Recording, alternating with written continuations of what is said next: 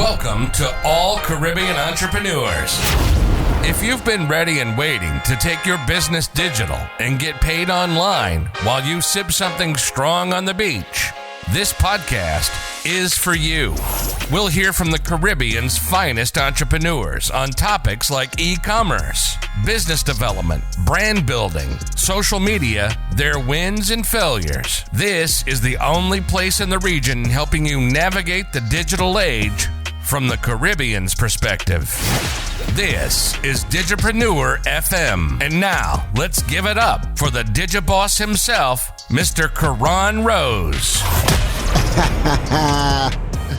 Thank you for tuning in to another episode of Digipreneur FM.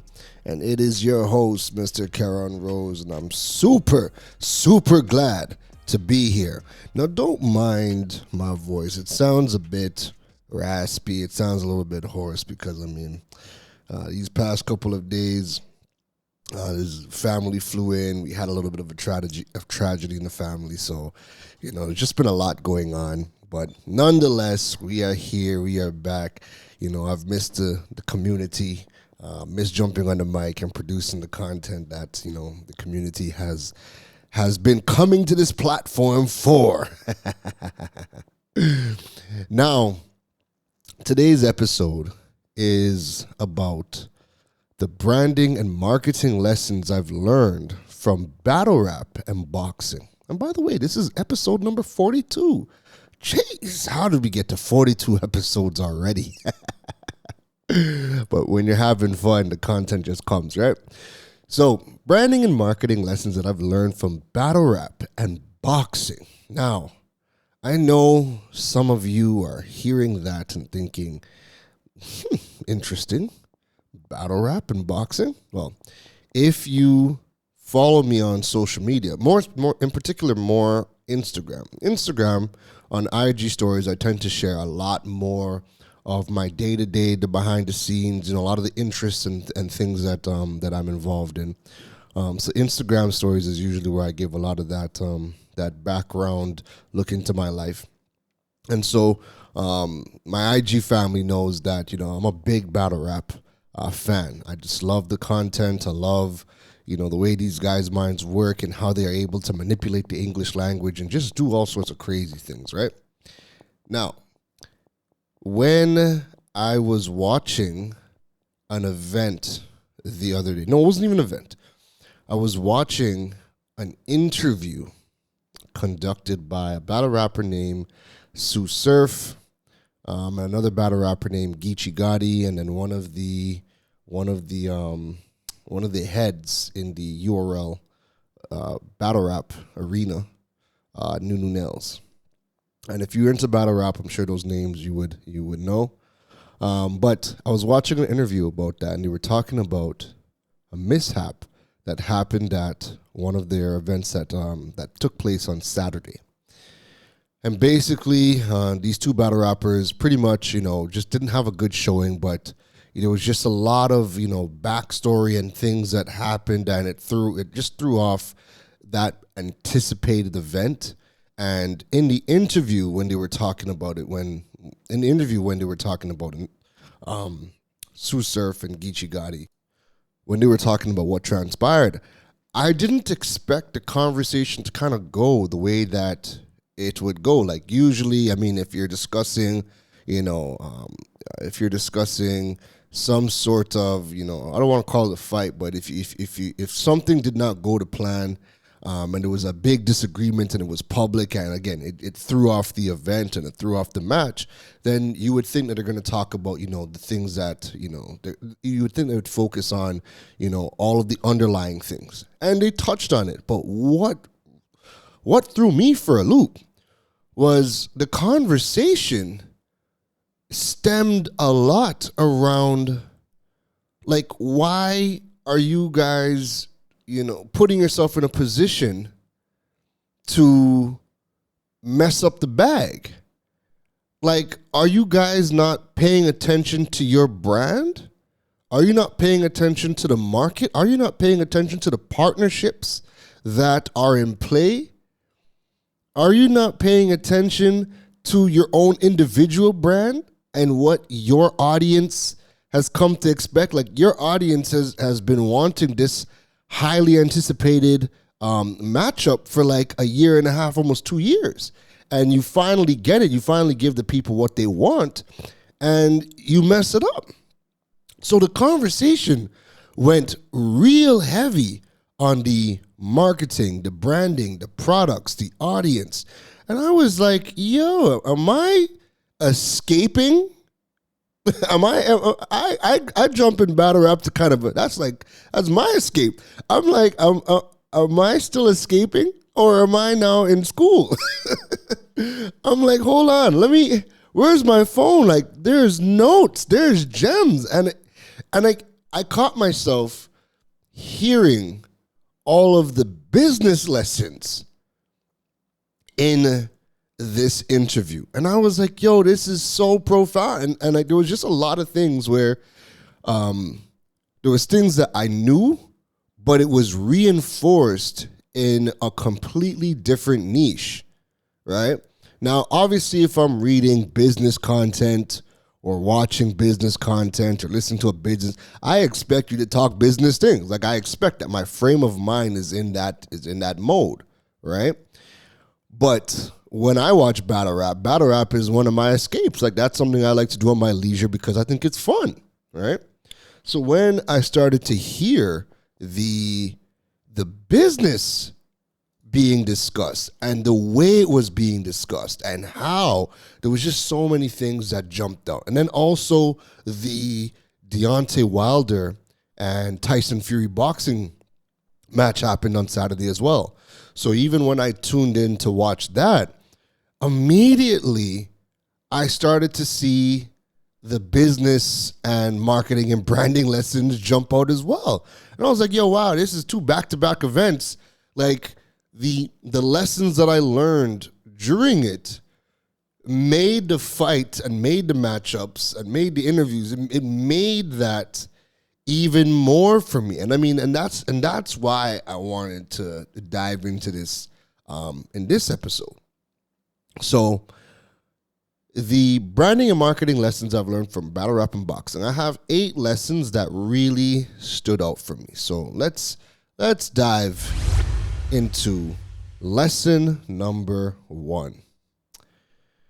Building your own platform, moving from YouTube to your own platform to increase the control that you have and also to have more of the control into how much money you make. And learning how to use YouTube as a place to support the content to drive the traffic to your very own platform. Now, one of the things, so the Battle Rap League is called URL.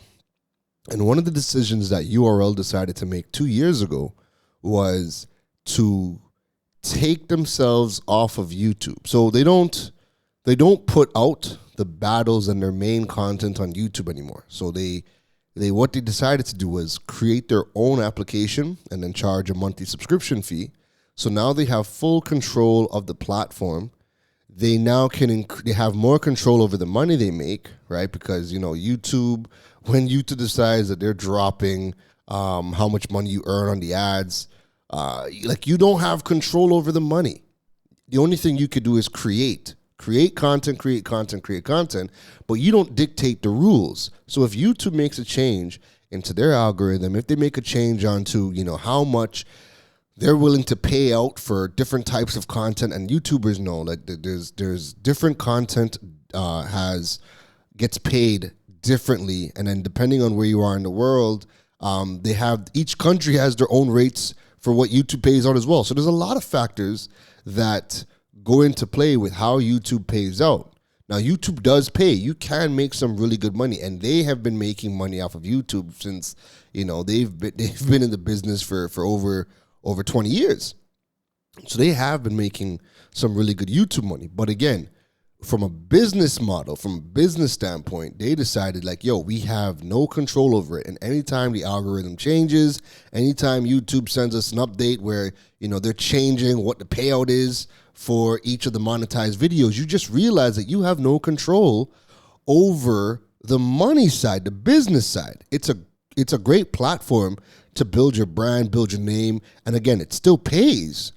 But when you get to a level where you're trying to grow, you need to be able to control different aspects of the business. And I mean, a big one is always going to be the money, right? So they made the decision that they're no longer going to be producing battles because the battles are getting more expensive to produce because battle rappers are growing their brands. There's more eyeballs. There's more partnerships coming. So there's a lot more at stake, and they need to have they needed to redo their business model. So they created their own app. They're charging a subscription fee. Subscription fee is $7.99 a month, but now they're able to produce battles. They also create exclusive content on the app, and it makes it worth it. This $7.99, it's worth your while if you are into the culture and you're into that content, right? And then they use YouTube as what they will do is promos if they have like behind the scenes content. Any supporting content, it will always come out on the app first, and some things will stay on the app, but they use YouTube more to drive traffic to the app, right? They're driving that traffic on a platform that they don't control, but they're driving it to a platform where they have 100% control over the platform. And then use YouTube as a place to create supporting content to drive traffic to the platform that they own. And that's what gives them that control over the business side of what they do, because now they're in full control over the money. There's no algorithm. They have full control over that. So that was it really stood out to me in that interview. Like it's something that when they did it in the very beginning, I was like, well, why did they do that? Like, but then over the month, I started to understand, why that makes more sense. But I don't know. I think when I listened to that interview, I think it just clicked. Like, it just made so much sense, because when they started to get into the partnerships, and just again the building of the platform, and all of the battle rappers now treat this thing like a job, or at least the most successful ones now treat this like a job.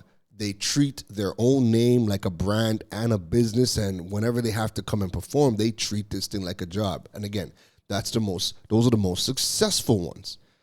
So it was just good to see in that conversation, right? The second lesson that I've learned through that interview was that the battle rappers who get the most bookings. So I'm going through my notes, right? So I'm just seeing the point that I made for this. That this is really good. The battle rappers who get the most bookings and get paid the most are not because of the talent. It's because of their brand. It's their brand that they build outside of the ring and the content that they produce on their own platforms. That drives the price up when getting booked, because they are now bringing to the table a fan base to the events. They sell tickets. They put butts in seats. They pack the venues.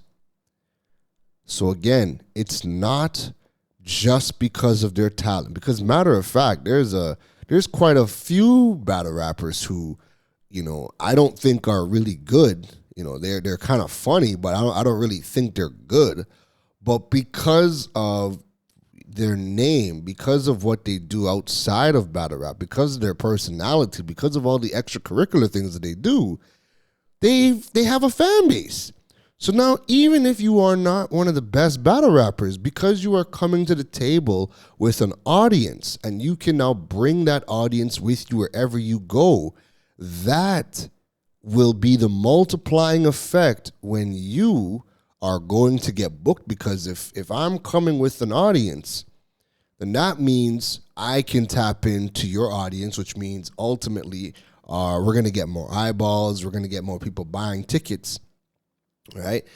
If you are coming to the table with an audience, then you're going to be getting booked more, because hey, if people love you and they want to see you, then we want to tap into that. So we're going to book you more.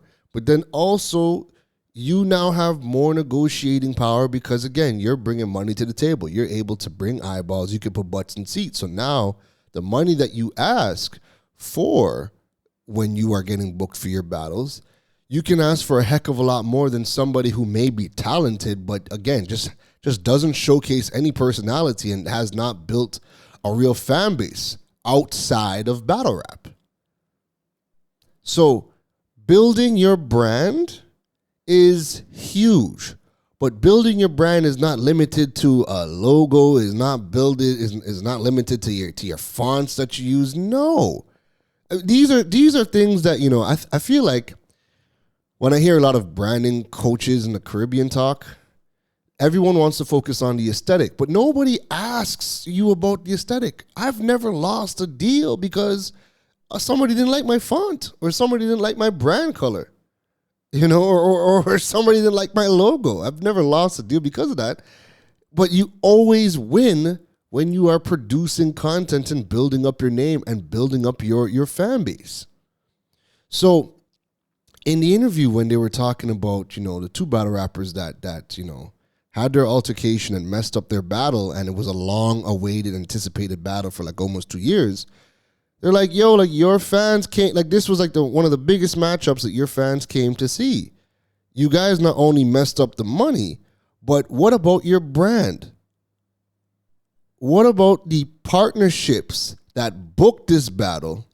Because they are seeing some of the partners that are involved, they may not be, you know, they may not be the biggest battle rap fans, but they understand the opportunity.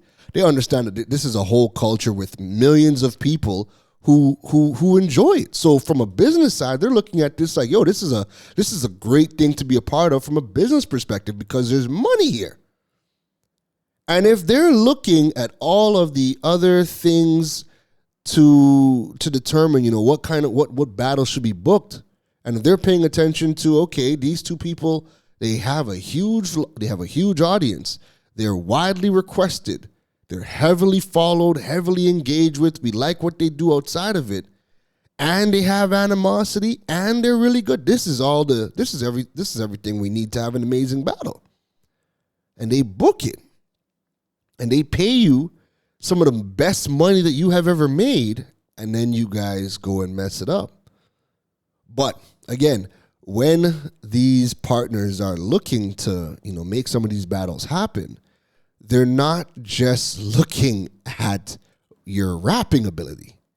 They're looking at all of the other characteristics. What is this person's brand like? What are people saying about them? Are they heavily engaged? What else are they into? Do we only see them when they get booked for a battle? Or do they have a podcast? Do they have a YouTube show? Are they acting? Do they have a music career? You know, they're looking at all of these other characteristics, all of these other components of your brand, so that when they come to the table and they call you and say, hey, we want to book you for this person or whatever. And now when it comes to talk the money is always different for the people who have all of this other stuff going on and coming to the table with different components of a thriving brand. The money is just different. So it's not just because of the talent. And I mean, you could take that as a lesson for you. You and your business, I'll use, let's say cupcakes, right? Cupcakes, whatever. Bakery. You might see somebody who is on social media and super popular for their cupcakes. And then you decide, now you bake cupcakes, so you decide, okay, let me go buy one just to taste and see what all the hype is about. Why does this person have 20, 30,000 followers? Let me go see what they're doing, because I only have 1,000 followers, and you know, people tell me I'm the best. I make the best cupcakes ever. And you buy a cupcake from that person with the 20,000 followers, and you're like, yo, this doesn't taste half as good.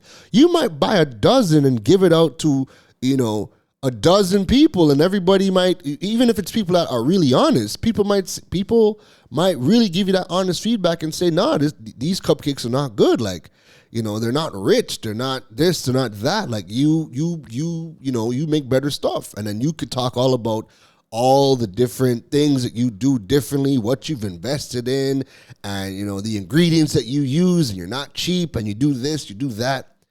But at the end of the day, having the talent, having the right product doesn't matter if people don't know about you or they don't follow you or like those things matter. So the person who has the 20,000 followers may know how to market better than you, and they may know how to build a community. Maybe they're doing a lot of the behind the scenes work. Maybe they're showing people how they bake. Maybe they're producing a bunch of different content that, makes people laugh, but it's still kind of within their niche. And maybe they're getting out on the ground and they're doing cook-offs. Or they're just doing things other than just baking. So you could have an amazing recipe and make some amazing cupcakes, but you could only just be baking and think that's enough. Meanwhile, the other person whose cupcakes are not as good is doing all these other things to build their brand, create content, build their name, create partnerships. They're doing all these other things. And maybe because they're doing all these other things, the product might not be as good. But guess what? They're generating opportunities for themselves outside of just the cupcakes. And so people kind of need to understand that balance. Like, it's not about the talent. Like, talent is only a small percent of what matters as to why people buy. At the end of the day, people want an experience. Right? People don't just want the cupcake. They want everything that comes with it. And trying to figure out how to deliver an experience, grow your brand, and keep the quality of your stuff, like that's a juggling act. That's a juggling act, and that's a puzzle that you are going to have to figure out. So again, don't think that just because you are talented, just because you might have a better product than somebody else, that doesn't matter. It matters there's a small percentage where that matters is having that talent. Now, if you have the talent and you learn how to build that brand around the talent, well, then you're unstoppable. But more often than not, the most talented people creating some of the best things don't know how to market or brand themselves, and then they don't know how to sell themselves or sell the product. And then they become bitter people because they're like, yo, why are people buying this low grade stuff when my stuff is better? Like, why are they not buying from me? Or why are they not following me? Or why is my name not as big as the other person? And it's really because the other person is doing all of the other things that really end up making the big difference, because people like them, they follow them, they've created that brand around what they do and have built a community. And so it's not just the cupcakes. People are going to them for the experience of their brand. They follow them for the content. The content could be funny, and that content could be making the baker money too. The content could be getting that person paid speaking gigs or teaching workshops. Meanwhile, you might just be at home or in your shop just trying to make ends meet with your higher quality product. So again, it's not always about the talent.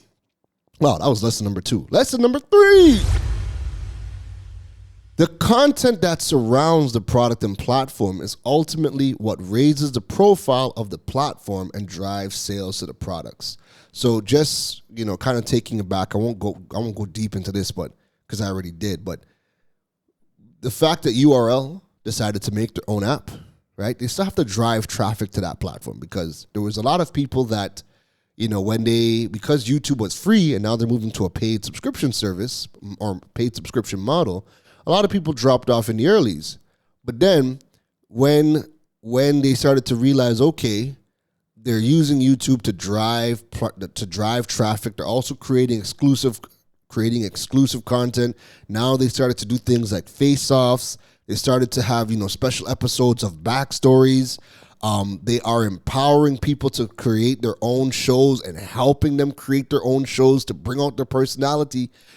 they've realized that the more content that gets produced out of the battle rap culture, the more awareness it brings, because again, everybody comes from different creeds, race. There's white people, there's Sikhs in there, there's people of different religions, there's people of different ethnicities. So everybody's going to have a different target audience, different market, different people that are going to, watch them for a variety of different reasons, right? So the URL realized that, we can help push some of these people. The people that really want to grow their name and their brand, we are going to help them get their shows off the ground. We're going to help them create exclusive content. We're going to help them, but you have to want that, right? But they've realized that, hey, all of the surrounding content is what raises the profile of the platform, the URL app, but then it also drives the sales to the product. So when people see that, certain people are battling, and the battles are the actual product, when people see certain people battling, then those are the ones that get viewed the most. They get reviewed the most because of all of the supporting content. So again, you could have your business, like I teach Caribbean entrepreneurs how to build their digital presence and monetize their platforms. Now I could just create, I could just do digital courses, or I could just, do workshops.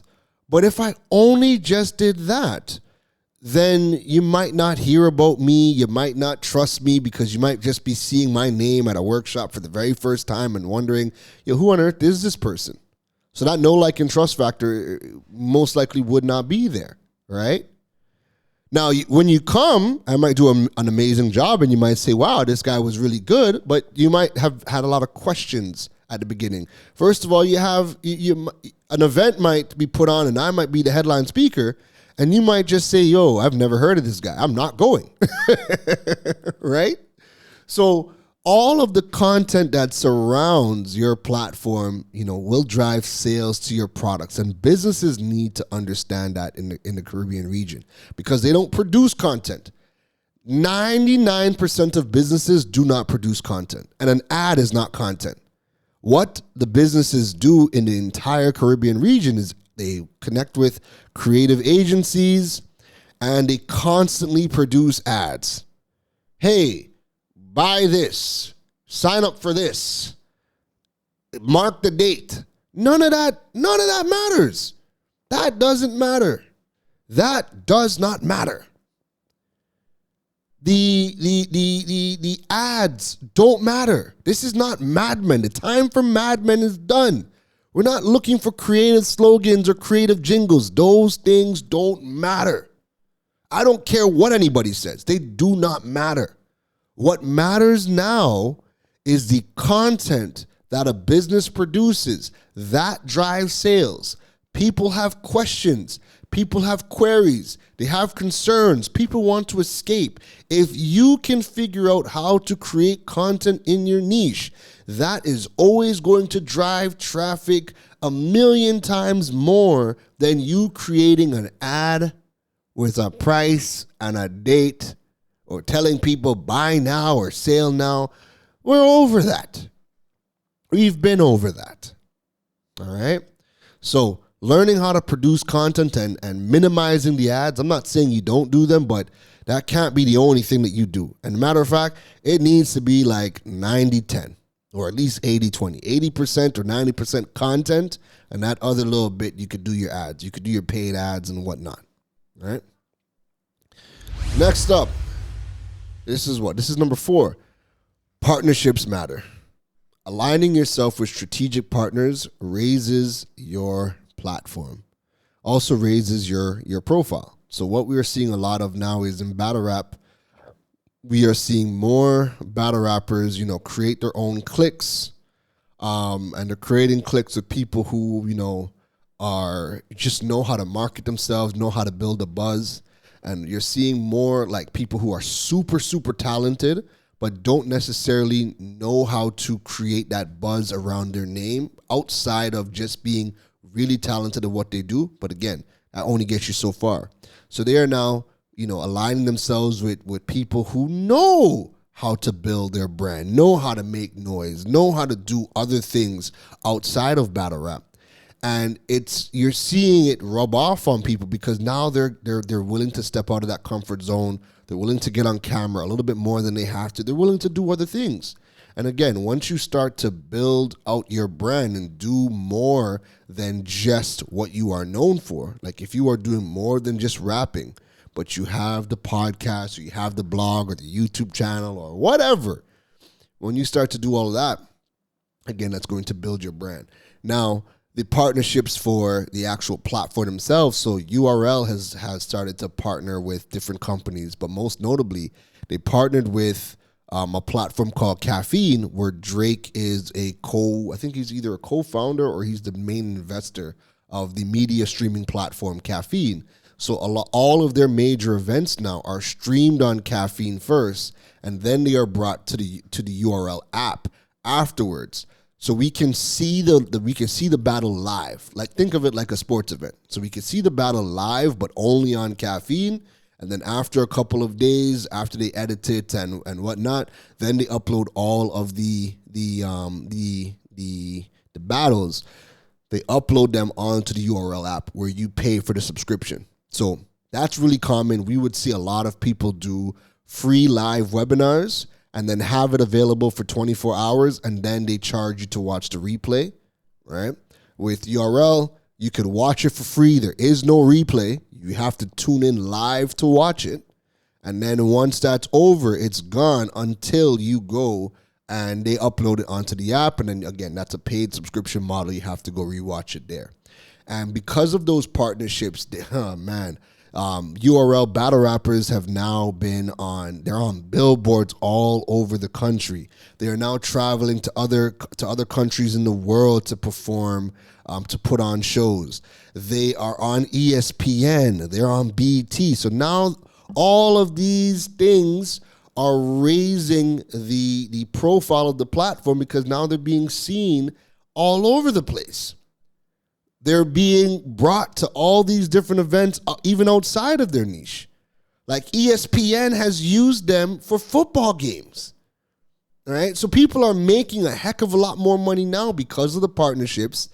And the people who get the opportunities like an ESPN or get to go on BET are the people who have built their brand up the most. They're not just grabbing like the super most talented person, but hasn't really focused on building their name. They're grabbing the people who are talented but have also built their brand. And that is who's getting the ESPN opportunities and, again, more money. So building that brand matters. And we're not talking about your logo or your font. We're talking about, are you building your own platform on your own? Are you creating content? Are you showcasing yourself as a leader in your space? Are you building an audience? Are you engaging with your audience? You know, what else are you doing outside of just rapping to build your name up and brand? So you are a brand on your own. If you stop rapping today, you could still have your YouTube channel that is thriving, or your podcast. You could be selling merch. You have all these other things in place outside of just rapping or just being talented, because that's only a piece of the puzzle. Lesson number 5. Lesson number 5. Growing your personal brand generates the opportunities, but your personal brand needs to be a content producing factory. You need a platform of your own. This will generate numerous opportunities for you outside of your core industry. I think I've dove into that in quite a few different points. So I'm highlighting that again. Growing your personal brand generates opportunities, but your personal brand needs to be a content producing factory. You need to be a platform of your own. This will generate numerous opportunities outside of your core industry. Now, I'll leave that one there. Lesson number 6. You need to document your journey. People, companies are looking at your platforms to see what you do behind the scenes and also see what other opportunities you are getting. More opportunities lead to new opportunities. So when people what will happen is we would, see somebody for the very first time. No, sorry. We would see a battle rapper, right? They're doing their thing. We might like them, but then when we check their own platforms, we're looking for, do they have a website? What's happening on their social media? And we want to see if you are getting other opportunities. Like, are you getting booked to do live shows? Are you getting booked to do advertising for different companies? Are you getting booked to go on the ESPN or on Love and Hip Hop, because there's battle rappers on Love and Hip Hop? A battle rapper by the name of Loaded Lux. He was actually the person who brought out Deontay Wilder in the most historic boxing event. I think the Deontay and Tyson Fury trilogy, I think that was dubbed as the most highest profile boxing match ever recorded in history for the amount of attendees and people that watched. But Loaded Lux, a battle rapper, was the one that got to bring out Deontay Wilder with one of his own songs. So this is what we're talking about, where you're building your personal brand and you're getting opportunities way outside of your niche. So Loaded Lux profile took a major leap by bringing out Deontay Wilder in one of the most watched fights ever. So when people go onto your social media, people want to see that you are getting all of these opportunities, because that's going to raise your profile, and that is going to make them say, okay, well, you know what? This person's getting booked on ESPN. They're bringing out Deontay Wilder. Well, shoot, we need to have this person on our show. Clearly, their profile is that big. They're doing all these things. We need to be able to do something with them. We want to be able to tap into their audience. So this is why I say that, opportunities lead to new opportunities. Because now that he's done, now that Loaded Lux has done bringing out Deontay Wilder, I'm sure his bookings for other things went through the roof because of that. And he was already big and getting booked. People like Jay-Z, Puff Daddy, Diddy. I think I showed my age with that one. People like Diddy. These are guys who have always said that Loaded Lux is one of the greatest of all time in terms of battle rap. They follow him, right? But again, now that you bring out Deontay Wilder, you're on this platform as big as the Deontay Tyson Fury platform was. That's just more opportunities. That's an opportunity that's going to lead to more opportunities. So make sure you're documenting your journey, because when people go onto your social media platforms and on your website, people want to see that you are getting these types of opportunities. Many of you go do speaking events. You guys do workshops. You do things with platforms or people who have a higher profile than you, and you don't document it, and you just leave it. You did it, and you don't put it anywhere. You don't show the world that, hey, we've documented this, we did this. So when other people come and look at your platform, they say, oh, wow, this person did the most. This is somebody we want to work with, and we need to bring this person on our platform. So make sure you guys are documenting your journey, because if you're not, and you're not showcasing that you are getting all these opportunities, then people are going to think that you're not receiving opportunities, and maybe the bigger companies, overlook you. Because again, it's not about the talent. Are you building a brand big enough surrounding that talent? And when people see that you're getting opportunities, you're getting booked here, you're getting booked there, that's going to lead to more opportunities for you. Which brings me into my next lesson. Lesson number 7. Being Googleable matters.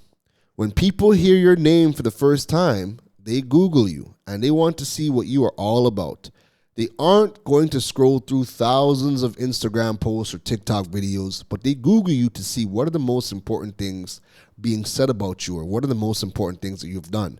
And this goes back to, again, documenting your journey, understanding that as much as you need to have these things on social media, you also want to have a website so that when people Google you, they can jump on your website and your most notable body of work is there, so people have a high level as to who you are, what you've done, what is your involvement with some of the things that you have done.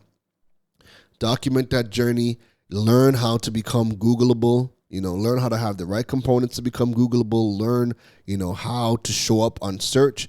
That way when people do search you, your stuff is right there for people to scan and understand, who you are, what you do. Lesson number 8. Watching the Deontay Wilder and Tyson Fury fight, the lead-ups, the narratives, the supporting content, building up the actual event. Now, boxing has typically been pretty good at this. A lot of the times they would have like a road to the battle, and they showed HBO used to do like a 4-part series on each of the boxers, showing like the training camp and all the things that they do, again, just to kind of give you that behind the scenes look and feel to build up the hype to the battle. But when I was watching the Deontay Wilder and Tyson Fury fight, just seeing, a lot of the content that happened right before the fight, and it was kind of like a recap of all the content that they have been producing, all of the drama that's happened over the past year to get to that trilogy fight, what took place in the first and second fight.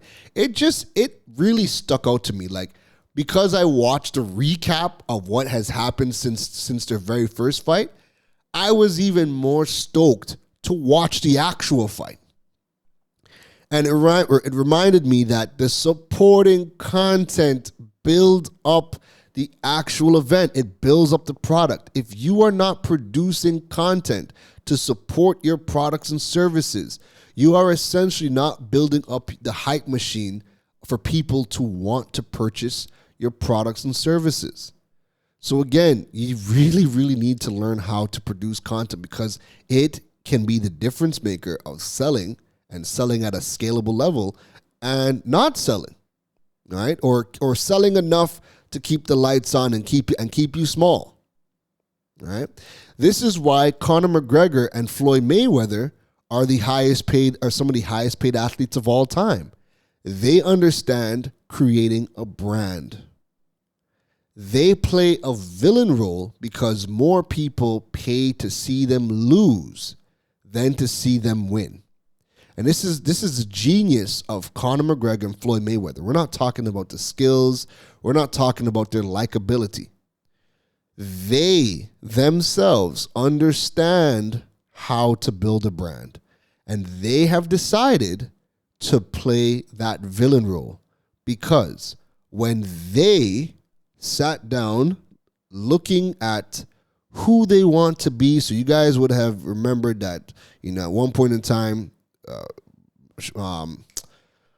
Floyd Mayweather was, before he was Floyd Money Mayweather, he was Pretty Boy Floyd, right? But he made that adjustment and he became lavish and flashy, and he became a real arrogant prick, even though he's one of the best to ever do it. Because he understood, and Conor McGregor understands this as well. They understand that, hey, there are more people in this world that want to see us lose than see us win. And that's just in life, unfortunately. There are more people that want to see us lose than to see us win. So they decided that in their arena, in their hand-to-hand combat industry, the sizable market is bigger for those that want to see them lose. So they make content, they build their brand, it raises their stocks, and they get paid more money. There's no coincidence. Everybody wants to be the good guy. You know who else understands that? Logan and Jake Paul. They understand that to the T. They understand that it's not the actual fight or the product that drives the frenzy. It's the surrounding energy. That's why they do all the antics. That's why they create all the content to build the lead up. And it's no secret. They are YouTubers. They are YouTubers gone boxing. And they know that, hey, we're not even going to box. We're not even going to box actual boxers. We're going to box MMA fighters and build up the hype. They have also learned how to take a stance. They relish being the bad guy. They understand that the market of people pay to see them lose is bigger than the ones that want to see them win. Everybody wants to be the good guy. So being the bad guy is also a key differentiator. If Logan Paul and Jake Paul were not as annoying as they were, and they came up being a good guys, they would be nowhere near where they are today. Because every single time they show up and they do all the antics, they do the most, they are getting MMA fighters more money than they have ever made in their entire careers by doing one fight with them. And everybody pays to see them lose. Like, you look at the Twitter feed, you look at the sentiments. People are like, yo, I hope this person finally puts these brothers in their place. They're out of line. They don't know their place. They're ruining the industry. Somebody has to stop them. And so far, everybody has stepped up and nobody has stopped them. And even when Floyd decided to come out and fight Logan, Floyd Mayweather won the battle, but Logan won the war. Because they made a hell of a lot of money. And they brought hundreds of millions of eyeballs to the event. And that's why some of the boxers are like, yo, this is actually great for boxing, because there's not many people who know how to build a brand and drive eyes to boxing. Boxers still think that boxing matters. So yes, the talent is needed. You need to have the talent. You need to have the talent. You need to be skilled. But if you don't know how to put butts in seats, then you're never going to get the payday that you want. Which is why Logan Paul and Floyd Mayweather can make a stupid amount of money. Floyd is like, man, I could care less what you guys say about the product. I could care less if you guys say I don't have it at almost 50. I don't care. I made more money in 14 minutes than half the world is going to see in their lifetime. I've made that in 14 minutes. Because they understand, build the brand, create the content, take a stance. Nobody wants to see anybody ride the line or be on the fence. Take a stance. Stand for something. Good or bad. In their context, their bad isn't hurting anybody, but you don't like them. you don't like them, right? And they understand that, yo, there are more people that want to see us get our ass kicked than want to see us win. So you know what? Man, hate me all you want. Hate me all the way to the bank. And they're going to keep producing the content. They're going to keep on making you mad. They're going to keep on making you want to see them fail. And they're going to keep on making money and raising their stock.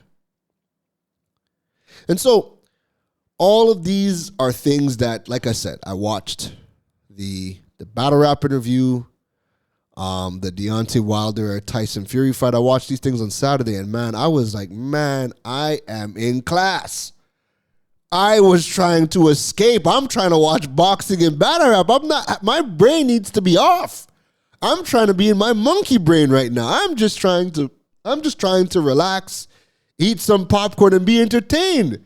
These people are spitting game. And I'm noticing game. And I had to bring out the phone and take notes, and popcorn in one hand, phone taking notes on the other hand, waiting for the live broadcast to finish so I could rewind and go back to the original, to the beginning, so I could pick up things that I missed. Oh man, it was good, man. It was good. So I mean, that's my episode for today. The 8 branding and marketing lessons that I've learned from battle rap and boxing over the weekend. It was really good, man. So I hope that this episode,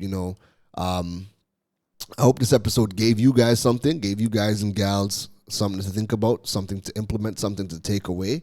And I love the fact that we can see lessons in all these different industries. So whatever you do, don't just think that you have to listen to a business podcast or a business show in order to get gems. You should be looking at whatever you do, whether it's you're looking at things to learn, if you were looking at YouTube channels to learn how to do Excel, you should be looking at, if you're a business owner, you should be looking at, is this guy making money? How is he making money? What are the platforms that he's using outside of YouTube to teach me how to use Excel? Is he selling products? Does he have services? Does he have his own digital courses? You should be thinking about all these things. Look at whatever you are watching and just start to look at the business surrounding them and see what they are doing, because you could take inspiration from any industry. So for me, I'm here watching stuff for escapism and I see the business of it. And I was like, wow, okay, this is good, right? And then I was able to now turn the lessons I've learned into content. And this may affect what I teach and how I teach, because now I'm going to be, my stance on things may have changed. It might affect the courses I create, or a whole new course might come out. How to be a bad guy and brand and win. Who knows? But anyways, that's it for me today. If you enjoyed this episode, don't forget to share the podcast episode. I'm sure somebody in your community needed to hear this word today. Don't forget to rate and review the podcast. Whatever podcast director you watch this from or listen to this from, don't forget to rate the episode. And please drop a review. The reviews help to grow the platform. You can follow me on social media, Karen Rose, on any platform. I'm most active on Instagram, LinkedIn, and Facebook, so you guys can reach out to me there. And I hope you are staying safe, keeping good. I hope all is well, and I'm wishing you guys and gals much success in your business. Have yourself a wonderful day, and take care! You've been listening to the Digiboss, Karan Rose.